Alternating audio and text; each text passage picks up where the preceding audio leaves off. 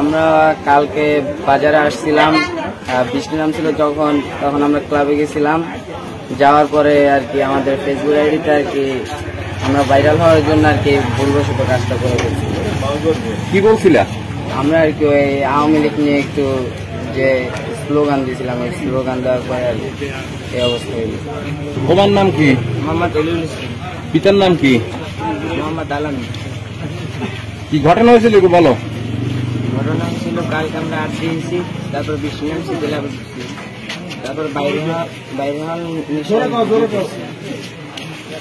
না, এরকম কেউ আমাদের সাথে ছিল না। আমরা শুধু বাইরে হওয়ার জন্য এই কাজটা করছিলাম।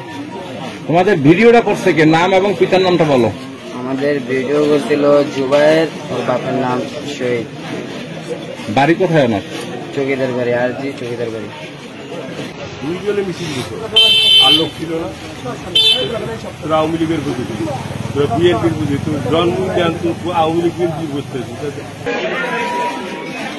আমাদের এখানে আজকের একটা ঘটনা ঘটছে, সেটা হলো যে এটা কোনো অফিস না, আসলে সাধারণ মানুষ বসে এখানে। এপার ওপারে মিলনস্থল। আমাদের পাঠাকাটার অফিস হলো উত্তরপাড়ায়, আর এটা হলো পাঠাকাটার পূর্বপাড়ার ভিতরে পড়েছে। এখানে কিছু লোকজন বসে ভালোবাসার তাগিদে প্রেসিডেন্ট জিয়া এবং বেগম খালেদা জিয়া এদের ছবি টানায় রাখছে।